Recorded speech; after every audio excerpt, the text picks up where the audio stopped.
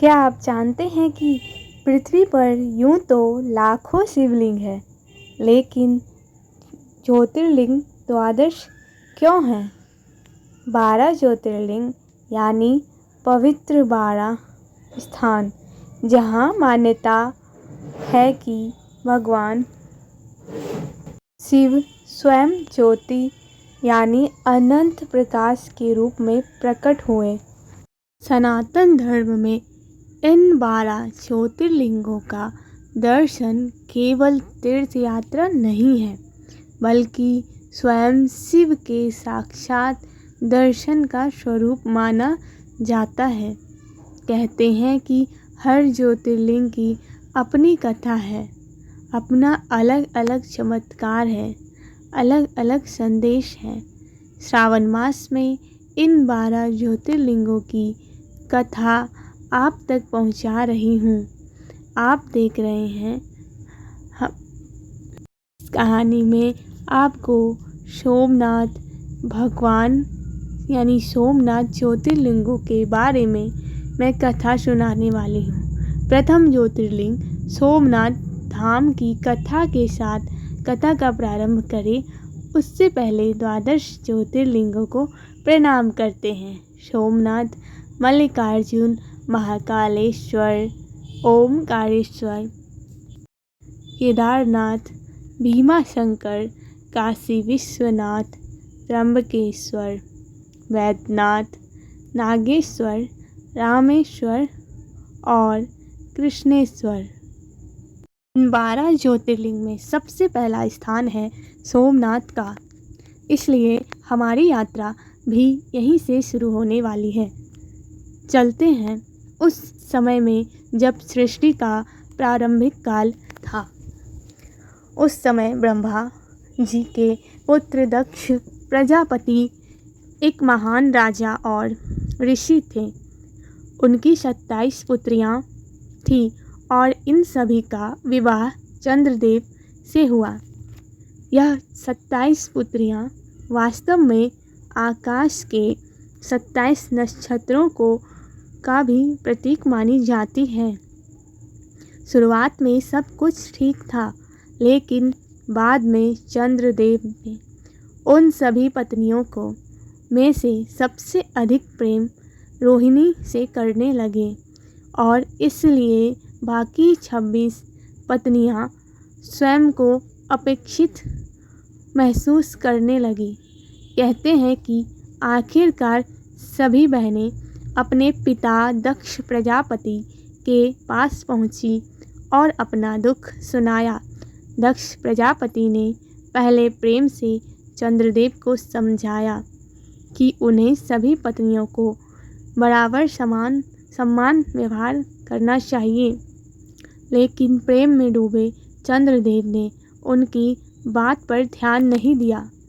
कई बार समझाने के बाद भी जब नहीं बदला, तब प्रजापति दक्ष का धैर्य टूट गया और उन्होंने क्रोधित होकर चंद्रदेव को श्राप दिया कि उनका तेज नष्ट हो जाएगा और वह क्षयग्रस्त हो जाएंगे। ऋषि का श्राप कभी व्यर्थ नहीं जाता। श्राप लगते ही चंद्रदेव का तेज कम होने लगा। जो चंद्रमा पूरी पृथ्वी को प्रकाशित और शीतलता देता था, वह स्वयं क्षीण होने लगा। लेकिन इसका असर केवल चंद्रदेव तक सीमित नहीं था।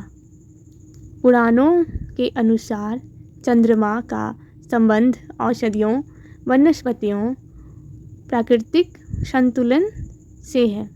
माना जाता है जैसे जैसे उनका तेज घटा, धरती पर उसका प्रभाव पड़ा, पेड़ पौधे मुरझाने लगे, औषधियों की शक्ति कम होने लगी, यज्ञ प्रभावित होने लगे और देवताओं तथा ऋषियों में चिंता फैल गई। सभी देवता इंद्र और महर्षि वशिष्ठ के नेतृत्व में ब्रह्मा जी के पास गए और समाधान पूछा।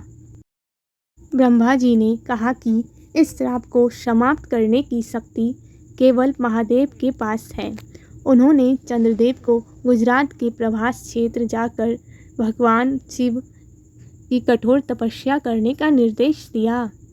यही प्रभास क्षेत्र आज सोमनाथ के नाम से प्रसिद्ध है। अरब सागर के किनारे स्थित यह स्थान केवल पहले ज्योतिर्लिंग के कारण ही नहीं बल्कि इसलिए भी अत्यंत पवित्र माना जाता है क्योंकि मान्यता है कि यहीं भगवान श्री कृष्ण ने शिकारी का वाण लगने के बाद प्राण त्यागे थे और पृथ्वी की जो लीला थी उसे समाप्त किया था। चंद्रदेव प्रभास क्षेत्र पहुँचे हैं और भगवान महादेव की घोर तपस्या आरंभ कर देते हैं। पुराणों में वर्णन मिलता है कि उन्होंने 10 करोड़ बार महामृत्युंजय मंत्र का जाप किया था। दिन बीतते गए, महीने बीतते गए, वर्ष बीतते गए, लेकिन चंद्रदेव अपनी साधना से नहीं डिगे। अंत में उनकी तपस्या से प्रसन्न होकर भगवान महादेव स्वयं प्रकट हुए और उससे वर मांगने को कहा। चंद्रदेव ने हाथ जोड़कर प्रार्थना की कि उन्हें इस श्राप से मुक्त कर दिया जाए। भगवान शिव ने कहा कि दक्ष प्रजापति जैसे महान ऋषि का दिया हुआ श्राप पूरी तरह समाप्त नहीं किया जा सकता, लेकिन उन्होंने धर्म की मर्यादा बनाए रखते हुए एक अद्भुत समाधान दिया। उन्होंने कहा कि कृष्ण पक्ष में आपका तेज प्रतिदिन घटेगा, लेकिन शुक्ल पक्ष में वही तेज फिर से प्रतिदिन बढ़ेगा और प्रत्येक पूर्णिमा को चंद्रमा अपने पूर्ण रूप में चमकेगा। इसी कारण आज भी चंद्रमा हर महीने घटता और बढ़ता है। श्राप भी सत्य रहा और भगवान शिव का वरदान भी।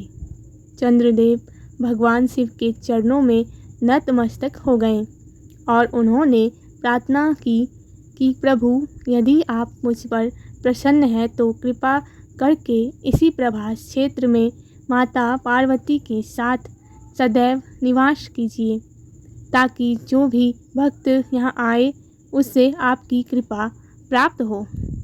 भगवान महादेव ने उनकी प्रार्थना स्वीकार करी और यही दिव्य ज्योतिर् के रूप में स्वयं को स्थापित किया। क्योंकि चंद्रदेव का एक नाम सोम भी है, इसलिए भगवान शिव यहाँ सोमनाथ अर्थात सोम के नाथ के रूप में पूजे जाने लगे और यही से पहले ज्योतिर्लिंग की स्थापना हुई।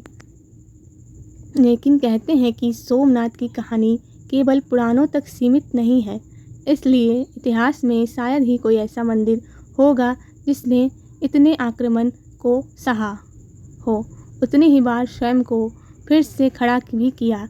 महमूद गजनवी ने से लेकर कई विदेशी आक्रमणकारियों ने इस मंदिर को बार बार लूटा और तोड़ा, इसकी संपत्ति को लूटा, लेकिन हर बार श्रद्धालुओं ने इसे फिर से तैयार किया। मंदिर टूटता रहा, लेकिन आस्था कभी नहीं टूट नहीं पाई।